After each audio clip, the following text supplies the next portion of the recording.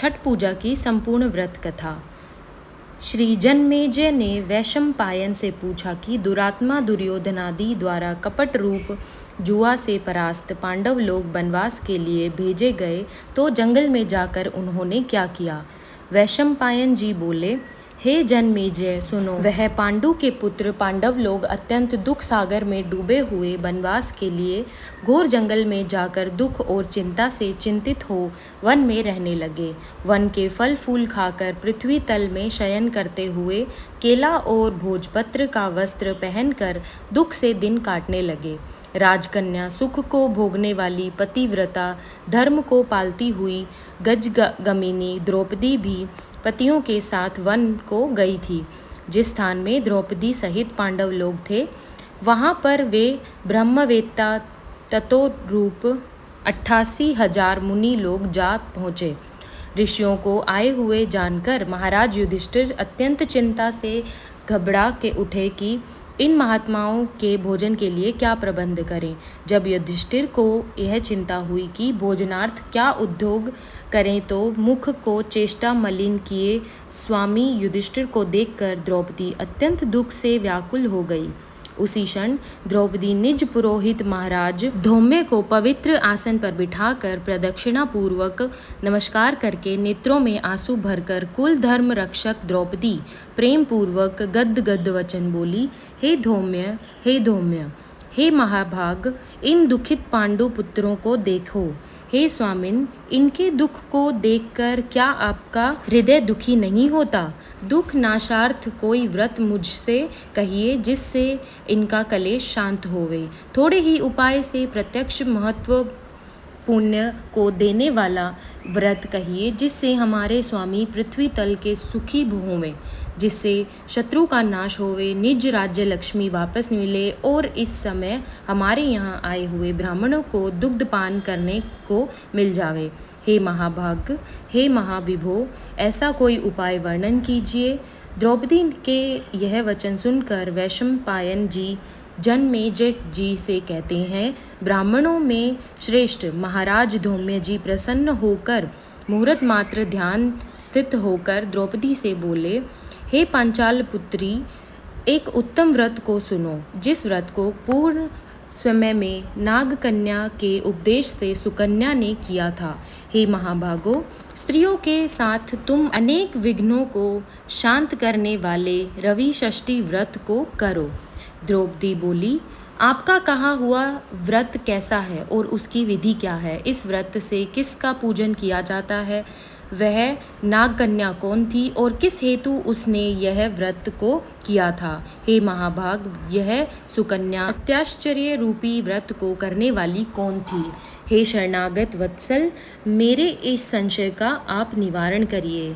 इस भांति द्रौपदी के प्रश्नों को सुनकर धौम्य जी बोले, हे देवी, सत्य युग में एक शयार्ती नामक राजा थे जिनके 1000 स्त्रियां थीं, जिनसे एक ही कन्या उत्पन्न हुई थी।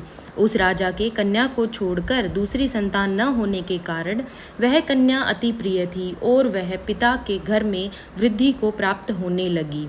इस कुछ समय के बाद वह कन्या चंद्रवत मुख, कमलवत नेत्र और कुंभस्तनी होती हुई युवावस्था को प्राप्त हुई। बाल्यावस्था से ही वह कन्या पिता को प्राण के समान प्रिय थी। इस पृथ्वी लोक में उसे सदृश दूसरी कोई ऐसी कन्या न थी जिसको हमने देखा हो। इससे उसका सुकन्या नाम पड़ा। एक समय राजा शयार्ती मृग्या के लिए गए। मंत्री, सेना, बड़े बड़े योद्धा और पुरोहित को संग में लेकर घोर जंगल को गए। शिकार खेलने के निमित्त राजा को जंगल में वास करते हुए 10 दिन व्यतीत हो गए। राजा शयार्ती दिन में शिकार खेलकर रात्रि स्त्रियों के साथ क्रीड़ा करते हुए जंगल में रहने लगे। एक समय सखियों के साथ सुकन्या फूल लेने के लिए जंगल में गई। वहाँ पर चैवन मुनि का स्थान था। सुकन्या मुनि की देह में दीमक लगी देखकर क्या देखती है कि मिट्टी के मध्य में मुनि के दोनों नेत्र जुगनू की भांति चमक रहे हैं। उसने विस्मित होकर उनकी दोनों आंखों को फोड़ दिया। तब तो मुनि के नेत्रों से रुधिर की धारा बहने लगी और वह चकोराक्षी सुकन्या फूलों को लेकर सखियों के साथ गृह को चली गई।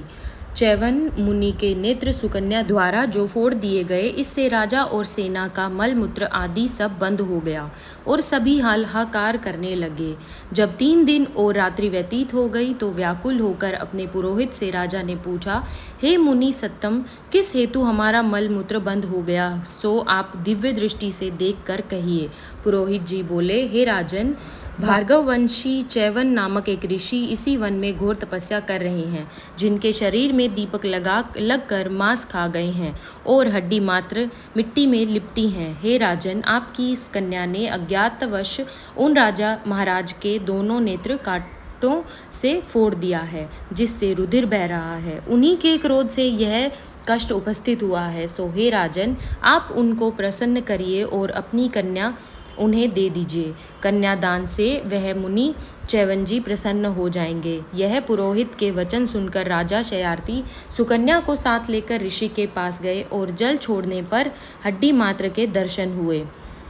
नेत्रहीन ऋषि को देखकर राजा बोले, हे प्रभु, मेरी कन्या से अनजाने में यह अपराध हुआ है, जिससे आपके ये नेत्र फूट गए हैं।